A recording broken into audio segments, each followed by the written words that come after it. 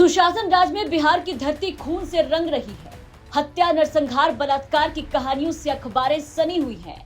पूरा बिहार चित्कार से गूंज रहा है। कहीं पूरा परिवार उजड़ रहा है, कहीं अपराधियों के बोलबाले से पूरा गांव सहमा नजर आ रहा है।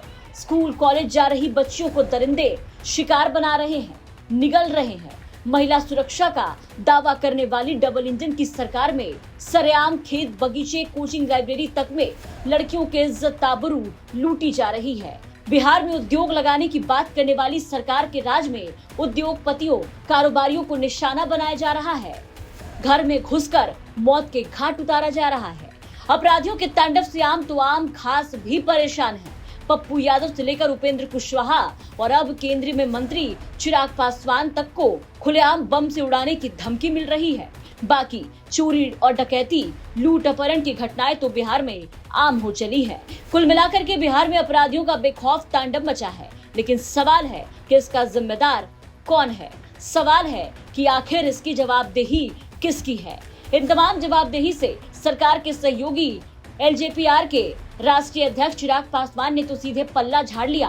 चिराग पासवान ने बिहार में बेलगाम अपराध पर एक पोस्ट किया सोशल मीडिया हैंडल फेसबुक पर और सीधे सरकार से ही सवाल दाग दिया और पूछ लिया कि बिहारी और कितने मर्डर के भेंट चढ़ेंगे। समझ नहीं आता कि आखिर पुलिस की जिम्मेदारी क्या है। लेकिन चिराग पासवान जी, सवाल आपसे भी बनता है। सत्ता में सहभागी तो आप भी हैं, बिहार बदलने की बात तो आप भी करते हैं, फिर पुलिस की क्या जिम्मेदारी है ये तो आपको भी तय करनी चाहिए। जितने जिम्मेदार इस पूरे कांड के लिए बिहार के मुखिया नीतीश कुमार हैं, कहीं न कहीं उतने ही जिम्मेदार सत्ता में सहयोगी दल होने के नाते तो आप भी हैं।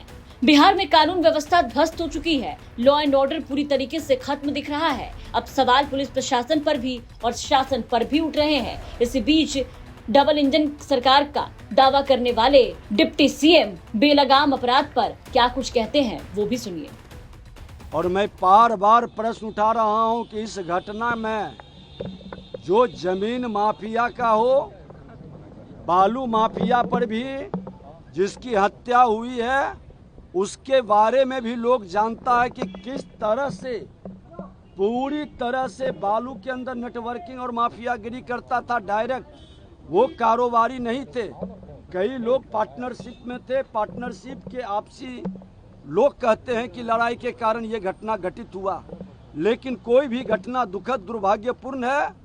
ये जमीन माफिया और दारू माफिया का गठजोड़ कहीं न कहीं पुलिस प्रशासन के कमजोर कड़ी के कारण इनका मनोबल बढ़ा है और सरकार सजगता के साथ पूरी एक्शन ले रही है। ये पूरे गठजोड़ जिसमें राजद के अधिकतर लोग संलिप्त हैं। आज देखे जितनी घटना घट रही है, सबका लिंक राजद से क्यों मिलता है?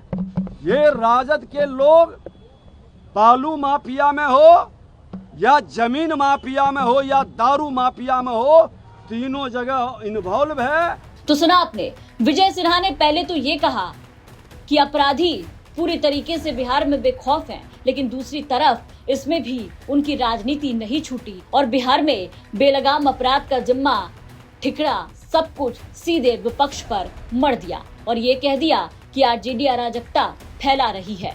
खैर, इन नेताओं की राजनीति तो कभी खत्म नहीं होगी, लेकिन जिस तरीके से बिहार में क्राइम आउट ऑफ कंट्रोल हो रहा है, लोगों के अंदर जिस तरीके से दहशत कायम हो रहा है, उससे सरकार पर सवाल उठना लाजमी है। सरकार से सवाल तो पूछा जाएगा कि नीतीश जी, जरा आप ही बता दें कि आखिर आपकी सरकार में ये कौन सा राज चल रहा है। आपको क्या लगता है? अपनी राय कमेंट करके जरूर बताएं।